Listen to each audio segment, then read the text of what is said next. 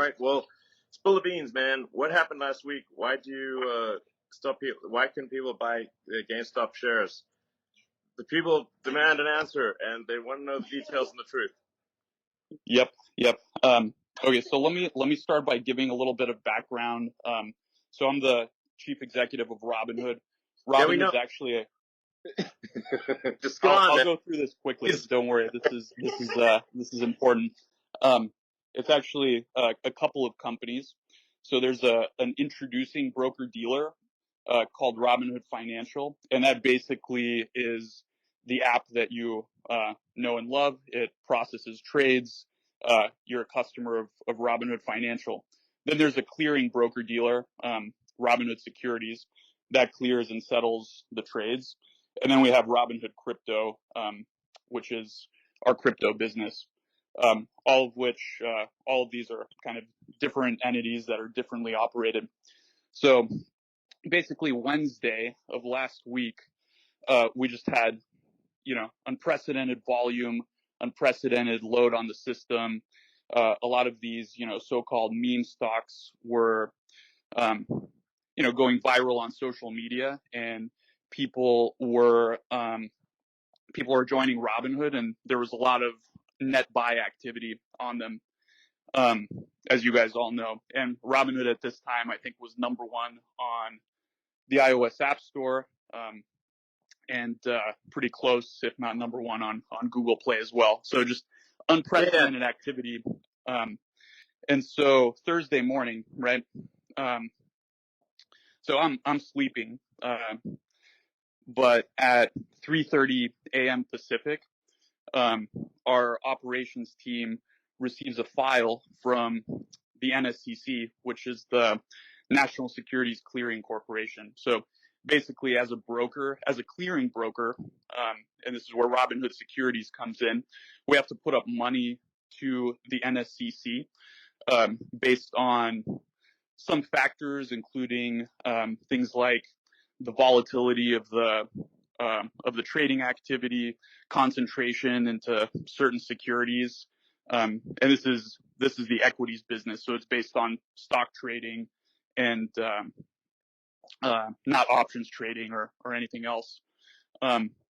So they gave us a file with the deposit, and the request was around $3 billion, which is, about an order of magnitude more than what it typically is, right? So, no, why was that so high? Like, this seems like it sounds like this is an unprecedented increase in demand for capital. What formula did they use to calculate that?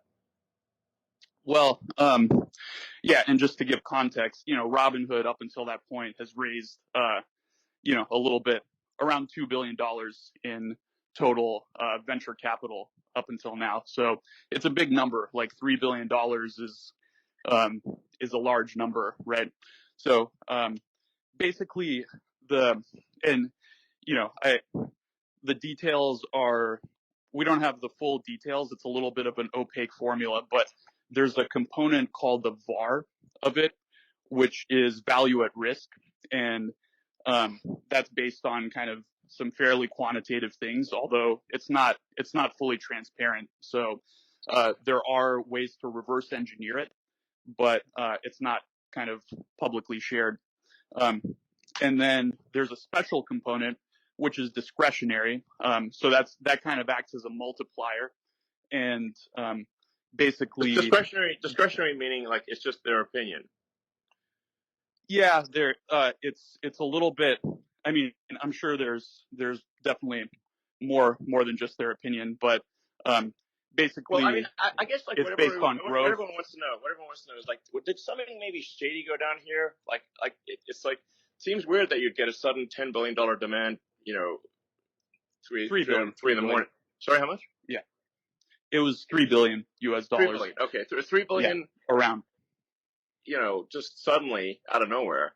And what percentage? I wouldn't impute shadiness to it or anything like that. And actually, the NSCC was reasonable subsequent to this, and they worked with us to actually lower it. So it was unprecedented activity. You know, I don't have the full context about what was going on in the NSCC to make these calculations, but yeah, essentially it was a large Is number. anyone holding you hostage right now? Uh, no, Blink I'm okay. twice. Yeah. Thanks for asking.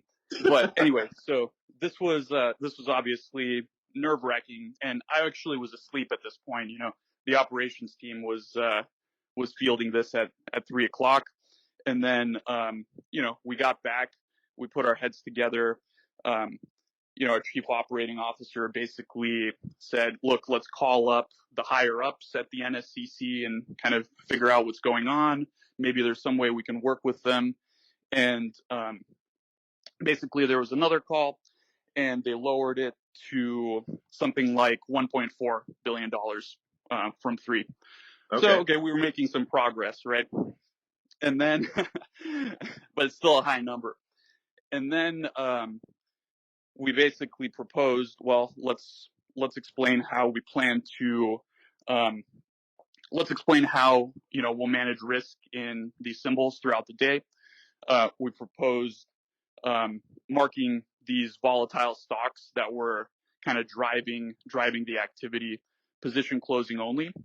And then at about an hour before market open, so 5:30 or 5 in the morning, they came back and they said, okay, the charge is, or the deposit, 700 million, which we then deposited and paid promptly, and then everything was fine. So that essentially explains why we had to mark these symbols position closing only, and also why we knew this was a bad outcome for customers. Part of what's been really difficult is Robinhood stands for democratizing access to stocks, and yes, we want to give people the access. So that's been very, very challenging. But we had no choice in this case. We had to conform to our regulatory capital requirements, and so the team did what they could to make sure we were available for customers. Who controls this organization, this clearinghouse? It's a consortium. It's not quite a government agency. I don't really know the details of all of that. Okay. But and to be fair, like we were I think there was legitimate sort of turmoil in the markets. Like, these are unprecedented events with these meme stocks, and there was a lot of activity. So there probably is some amount of extra risk in the system that warrants higher requirements. So it's not entirely unreasonable. But we did operational processes to make sure that customers that had positions could sell their open positions, because obviously restricting someone, we got a lot of questions about, okay, you had to restrict buying, why didn't you also restrict selling? And the fact of the matter is, people get really pissed off if they're holding stock and they want to sell it and they can't, right? So I think that's categorically worse. So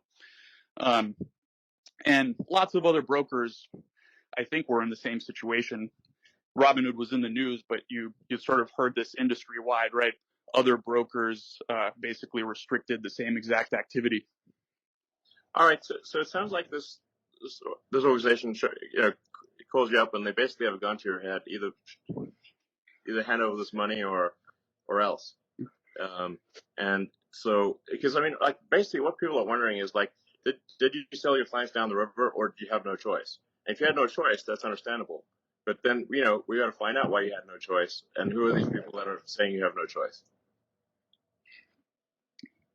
Yeah, I think that's fair. We have to comply with these requirements. Financial institutions have requirements. The formula behind these requirements, I think it would obviously be ideal if there was a little bit more transparency so we could plan better around that.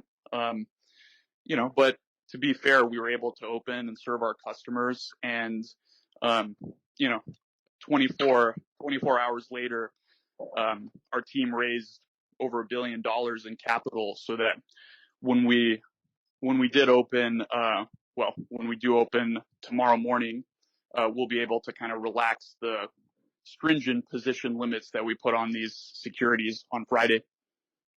Will there be any limits? Well, I think there's always going to be some theoretical limit. Like, we don't have infinite capital, right? And on Friday there were limits. So there's always going to have to be some limit. I think the question is, will the limits be high enough to the point where, they won't impact, 99.9+% of customers. So, if someone were to deposit $100 billion and decide to trade in one stock like that, that wouldn't be possible, All right. Well, I guess people really just want to know, if you had no choice, then you had no choice. It's gun to head situation. And, then that's understandable. But then whoever put that gun to your head should, be willing to answer to the public. Yeah, listen, and, I know there's processes. This is unprecedented times, and to be fair to those guys, they've been reasonable. So, I think the one thing that is maybe not clear to people is Robin is a participant in the financial system. So we have to work with all of these counterparties. So we do get a lot of questions about, why do you work with market makers? Why do you work with clearing houses?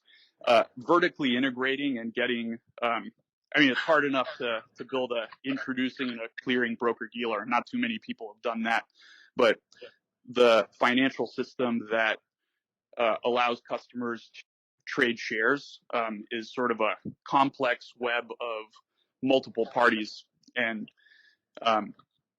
it's hard to. Everyone says, oh, it could be better, it could be improved. It's just the necessity of trading equities in the U.S. that you have to do all these things. To what degree are you beholden to Citadel? Like basically, if Citadel's unhappy, then what happens? Yeah, so that there was a rumor that Citadel or other market makers kind of pressured us into doing this, and now that's just false, right? Market makers execute our trades. They execute trades of every broker dealer. This was a clearinghouse. This was a clearinghouse decision, and it was just based on the capital requirements. So, from our perspective, Citadel and other market makers weren't involved in that. But wouldn't they have a strong say in who got put in charge of that organization, since it's an industry consortium, not a government consortium, or not a government regulatory agency? I don't have any reason to believe that. I think that's just like, then you're getting into kind of the conspiracy theories a little bit. So I just have no reason to believe that that's the case, Okay.